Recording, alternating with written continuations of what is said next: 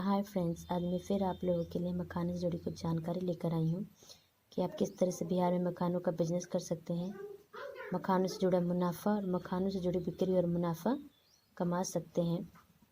किस तरह से आप उसका स्टार्टअप कर सकते हैं और किस तरह से लोग बिहार में मखानों का बिजनेस स्टार्टअप शुरू करके काफ़ी अच्छा मुनाफा कमा रहे हैं और वहाँ के लोगों को रोज़गार भी दे रहे हैं। मखानों की खेती का उत्पादन प्रति एकड़ में 10 से 12 क्विंटल होता है। इसमें प्रति एकड़ 20 से 25 हज़ार रुपये की लागत आती है, जबकि 60 से 80 हज़ार रुपये की आय होती है।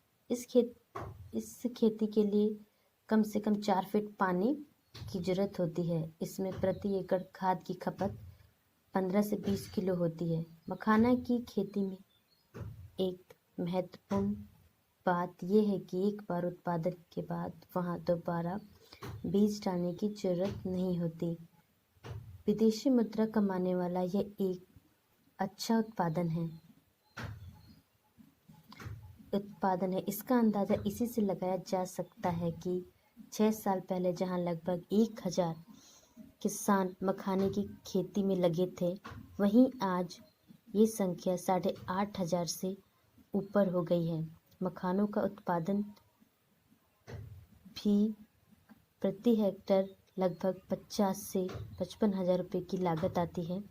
इसे बेचने से 45 से 50 हज़ार का मुनाफा होता है। इसके लावा को बेचने पर 95,000 से 1 लाख प्रति हेक्टेयर का लाभ होता है। यानी मखाने के लावा को बेचने से जो मेन प्रोसेसिंग होता है, जो मेन उसका खाद्य पदार्थ होता है, उसका लावा, उसको बेचने से 95,000 से 1 लाख तक का आप मुनाफा कमा सकते हो, लाभ कमा सकते हो। और अब बात करते हैं बिहार में मखानों का, कैसे आजकल के नौजवान मखानों का बिजनेस कर रहे हैं और अच्छा लागत कमा रहे हैं। इसी में से एक है बिहार के मधुबनी के मनीष। उन्होंने प्रमुख उत्पाद मनीष आनंद जी ने बिहार के प्रमुख उत्पाद मखानों से स्टार्टअप शुरू किया है। उत्पादन मखानों का स्टार्टअप शुरू किया है। मखाना को देश ही नहीं विदेश तक पहुंचाने का काम जो कर रहे हैं वो मनीष जी हैं। बिहार के मखाने को जो देश ही नहीं बल्कि विदेशों तक जो पहुंचाने का काम कर रहे हैं वो मनीष जी हैं। मखानों के बहुत सारे उत्पाद का फ्लेवर में अनेक प्रकार का उत्पाद बनाकर आज मार्केट तक पहुंचाने का काम कर रहे हैं। मनीष जी ने अपनी कंपनी शुरू की अपने राज्य के लिए कुछ करने के लिए, यानी राज्य की तरक्की, यानी देश की तरक्की करने के लिए, यानी लोकल फॉर वोकल।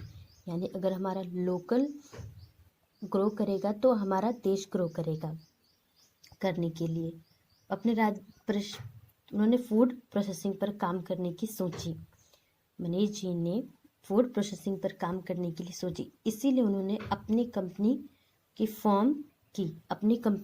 फॉर्म की और मिथिला नेचुरल प्राइवेट लिमिटेड, उस कंपनी में फूड प्रोसेसिंग की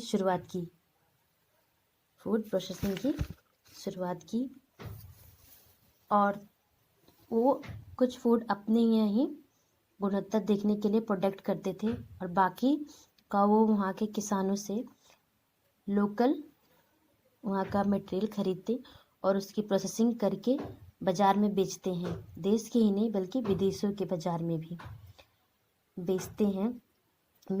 मनीष जी का जो मेन प्रोडक्ट है वो मखाना है। वो मखाने से रिलेटिव बिजनेस करते हैं, जैसे मखाने की खीर, मेन मखाना और मखाने से मिलता जुलता सारा। मनीष जी के ऑफिस दिल्ली और एनसीआर में भी है। यानी मनीष जी जो लोकल फॉर वोकल स्कीम है उसके थ्रू वो अपने मखानों को एक ब्रांडेड नाम देना चाहते हैं और अपने मखानों को विदेशों तक पहुंचाना चाहते हैं। मनीष जी जैसे कितने ही नौजवान बिहार में मखानों की खेती और स्टार्टअप कर रहे हैं और वहाँ के लोगों को रोजगार मुहैया करा रहे हैं। ये मखानों को जीआई टैग मिलने से मखानों के जो बिजनेस में गिरावट आई थी, उसमें अब मखानों में लोगों को रोज़गार मिलेगा और किसान इससे बहुत अधिक आय कमाएंगे। तो ये थी मखानों से जुड़ी हुई जानकारी। तो धन्यवाद।